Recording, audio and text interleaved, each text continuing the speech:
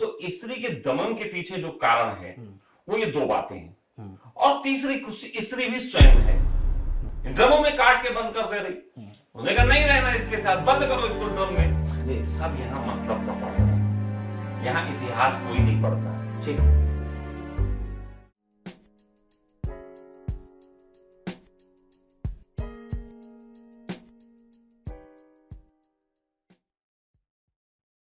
समाज और सेक्स की अवधारणा को लेकर के सर आपने पॉडकास्ट के लिए डाला था, कई लोगों ने अप्लाई भी किया। आप कैसे देखते हैं समाज और सेक्स माने क्या होता है? मैं प्रश्न आपसे शुरू करूं। बिल्कुल, पहली बात यह है कि सेक्स एक निजी घटना है, एक व्यक्ति की घटना है, एक व्यक्ति में घटती। सेक्स समाज में नहीं घटता, सेक्स व्यक्ति में घटता है। ठीक है। और व्यक्तियों का जोड़ है समाज। ठीक है। ठीक। तो समाज में सेक्स की स्वीकृति इस ढंग से होनी चाहिए कि एक व्यक्ति का निज स्वभाव है, जिस प्रकार से भोजन की स्वीकृति होती।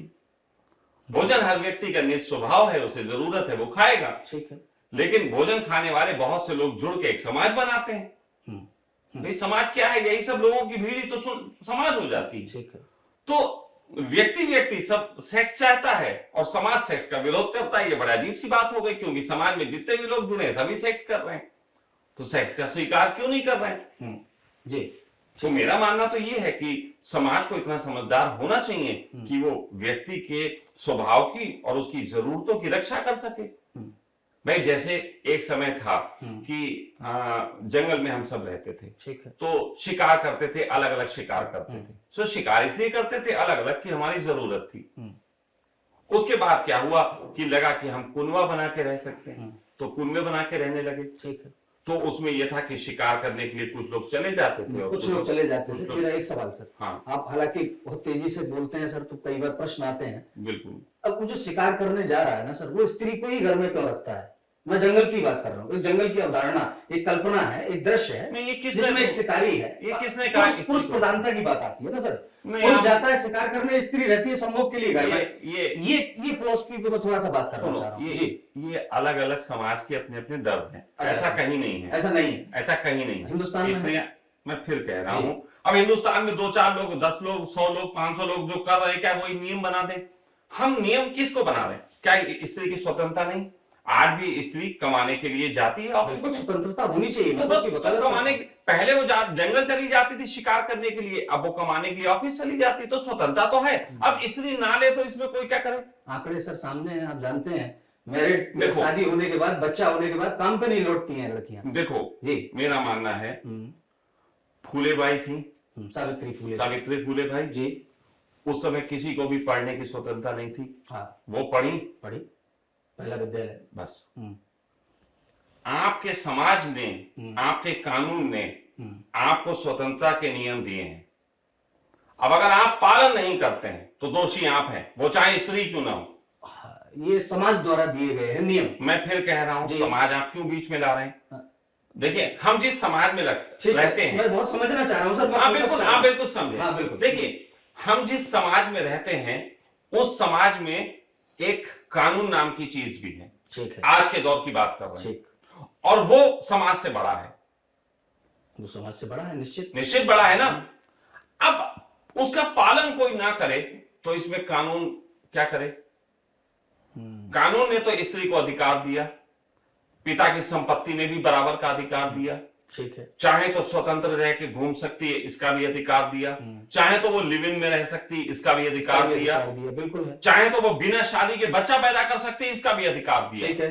अब एक स्त्री नहीं पालन कर रही तो वो जाने, उसका कारण है सर। देखिए, आपकी मेरी देखिए, जो अगर आप कारण कह रहे हैं, आप कारण बताएंगे कि बहुत से पुरुष हैं जो अपनी महिलाओं को दबा के रखते हैं। नहीं, मैं वहां नहीं जा रहा हूँ। हाँ ठीक है, मैं जा रहा हूँ बेसिक शिक्षा जब बच्चियों को नहीं दी जाती है, एक ग्रामीण परिवेश में पली हुई बच्ची जो समाज को नहीं जानती, दुनिया को नहीं जानती, गांव के ही ढर्रों पर चलती रहती है, तो उसका शादी करा दी जाती है। 15 साल, 16 साल, 17 साल, अभी वो जीवन को समझना भी नहीं शुरू कर पाई है, उससे पहले उसके साथ वो सब हो चुका होता है जो समाज चाहता है। देखिए, तो ठेकेदारों की वकालत तो सर नहीं करेंगे। देखिए, समाज पूरा नहीं चाहता। हाँ, परिवार का एक मेन सदस्य चाहता है।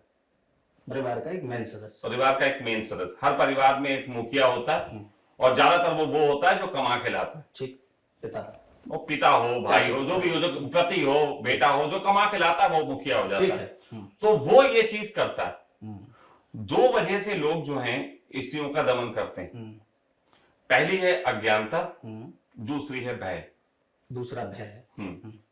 अज्ञानता के कारण लोग ऐसा करते हैं, ठीक है, कि उन्हें पता नहीं है कि स्त्री को स्वतंत्र रहने के लिए जो है छोड़ा जाए तो कितना अच्छा होता है, ये ठीक है। और कुछ लोग जो है भय के कारण। और भय कैसा है, मैं आपको छोटा सा चीज बता देता हूं।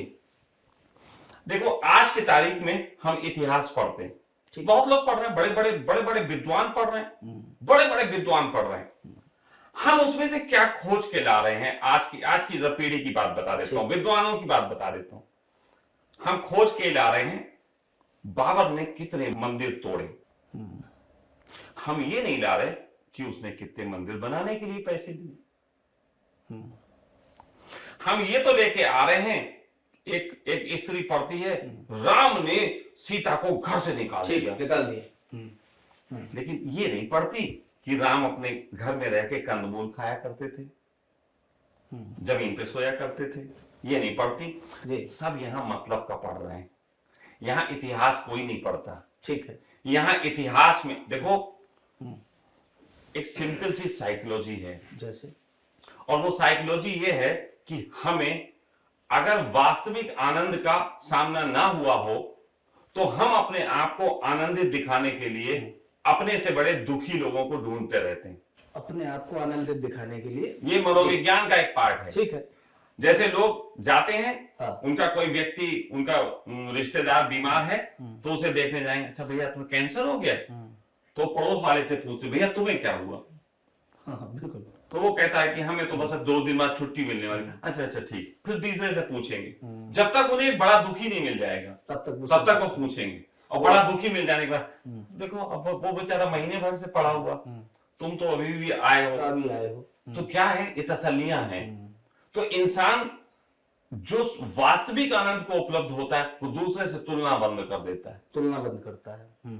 ठीक है। और जो आनंदित नहीं होता है वो सदैव दुखियों को ढूंढता रहता है, अपने से बड़े दुखी को, कि वो मिल जाए तो मैं अपने को अच्छा से। मैं आपसे एक सवाल पूछूं, इसी से वो सोच डेवलप होती है कि एक इंसान किसी भी चीज को पढ़ने में, इतिहास को खगोलने में वहां के केवल गंदगी लाता है। ठीक है, लोग ये लाते हैं कि एक स्त्री को हमने स्वतंत्र किया तो वो दूसरे के साथ भाग गई। ठीक है, चली गई वो, है ना।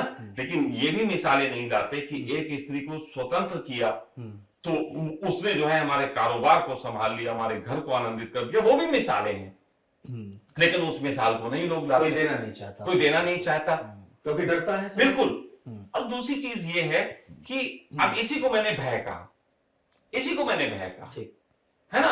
और अज्ञानता यही है कि शॉर्ट में जो मिला उसी को मान लेना, वो अज्ञानता है। अपने अनुभव से गुजरते ही नहीं, अपने अनुभव से नहीं गुजरते। तो इन दोनों बातों के तहत मैंने ये कहा, तो स्त्री के दमन के पीछे जो कारण है वो ये 2 बातें हैं। और तीसरी स्त्री भी स्वयं है। मैं स्त्री को निंदा ऐसा नहीं मानता वो दबी कुचली है। अच्छा, ये आप नहीं मानता। ये जो अभी ड्रमों में बंद कर दे रही है, ये कौन है? ये भी तो स्त्री है ना। ये परिलोक से तो उतरी नहीं है, ड्रमों में काट के बंद कर दे रही। उसने कहा नहीं रहना इसके साथ, बंद करो इसको ड्रम में। ये बात अलग है, अगर मुझे मिलती तो मैं कहता कानूनी माध्यम भी है, ड्रम में क्यों बंद करना? कानूनी माध्यम भी है, हाँ, क्यों ड्रम में बंद? सर, मैं आपको जितना अभी मेरी आपसे बात चल रही है, आप 3 डायमेंशन में बात को बड़ा कैरी करके बताते हैं।